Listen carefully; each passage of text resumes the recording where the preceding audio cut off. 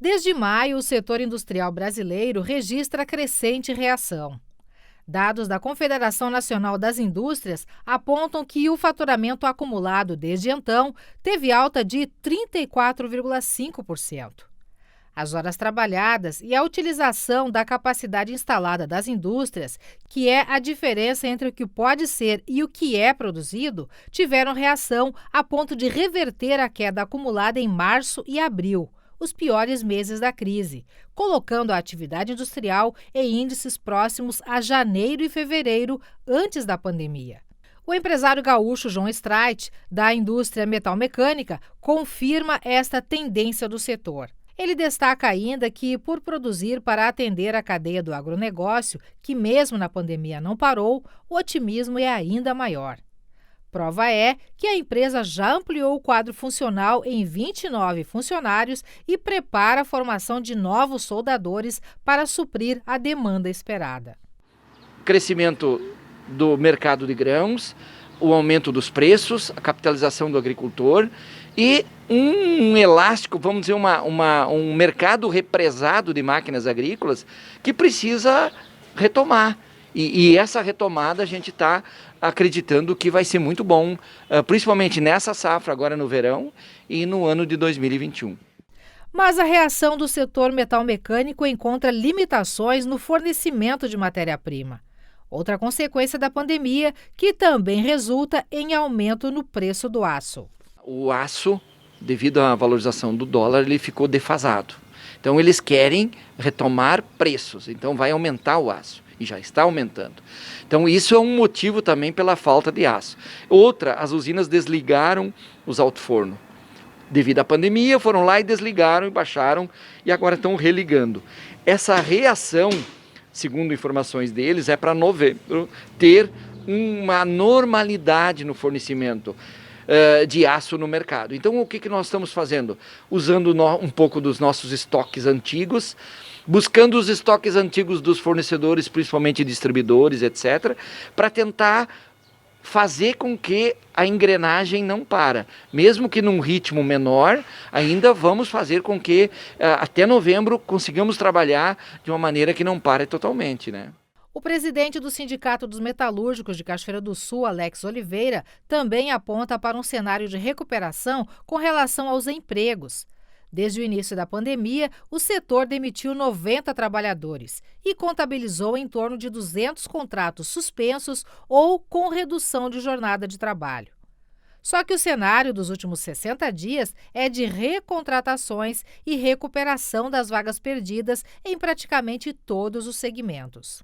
E hoje o setor metalúrgico, metalmecânico, entendemos aí pelas informações que nós temos de mercado, das empresas, aí já estão num saldo positivo de admissões, principalmente de 60 dias para cá, por alguns motivos específicos, né, o reaquecimento do setor, o setor agrícola, de máquinas agrícolas, enfim, parte do setor metalmecânico reaquecido e que gera essa questão de readmissões ou de novas admissões de 60 dias para cá, principalmente, e que praticamente zeram aquele saldo negativo que nós tínhamos no período da pandemia.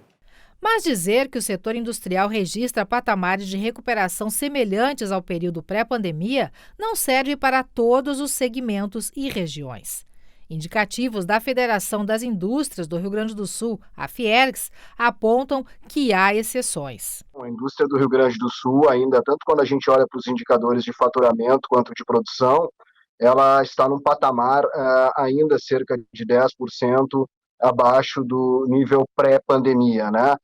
Isso decorre muito do perfil da nossa indústria aqui no Rio Grande do Sul, né? A gente teve dois segmentos que foram duramente afetados pela pandemia, não só no Rio Grande do Sul como no Brasil, mas no Rio Grande do Sul eles têm uma participação muito importante. Esse é o caso de couro e calçados e veículos automotores. Então, esses segmentos ainda têm, né, um caminho muito grande a percorrer para retomar o nível pré-crise e acabam, por conta disso, né, puxando o resultado agregado para baixo. Tem outros segmentos, como, por exemplo, setor de alimentos, esses sim, né, conseguiram se manter num patamar ainda bastante perto do pré-crise, né?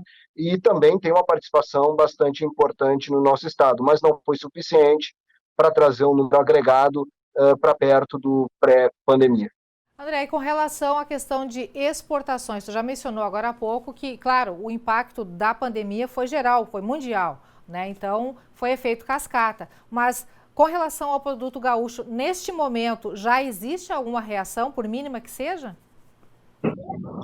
Olha, a gente viu o setor de alimentos ali, carnes e proteínas, que conseguiram manter a oferta, né, manter as vendas para o exterior. A gente tinha uma demanda muito grande dos mercados asiáticos, muito por conta da gripe suína africana, que afetou diretamente a China, então nós conseguimos, né, manter um grande volume de exportações de carne bovina, carne suína e carne de frango para a Ásia, né? Então esse segmento amenizou a queda nas exportações. Por outro lado, aqueles segmentos de bens mais elaborados, como máquinas, equipamentos, veículos automotores, esses sim sofreram, né, uma queda muito grande, acima de 30% nas suas vendas, e isso acabou impactando muito, né, as exportações do Brasil e do Rio Grande do Sul.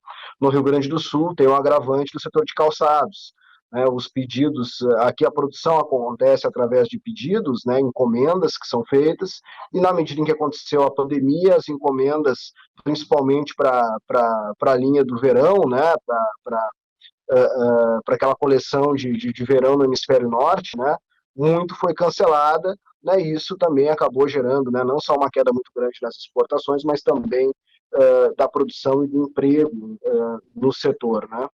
E ainda que a pandemia não tenha sido vencida, André acredita que já é possível projetar possibilidades a curto e médio prazo. A gente imagina, né, que teve uma recuperação que até de certa forma foi rápida, mas agora em diante, talvez de agora em diante, a gente vai ter o desafio de uma talvez estagnação. Agora, a expectativa para médio e longo prazo, a gente mantendo, né, por exemplo, a disciplina fiscal em âmbito federal, que vai fazer com que a taxa de juros permaneça mais baixa, a gente vai ter uma taxa de câmbio também mais favorável. Tudo isso deve encaminhar a continuidade do processo de recuperação no final de 2020 e ao longo de 2021.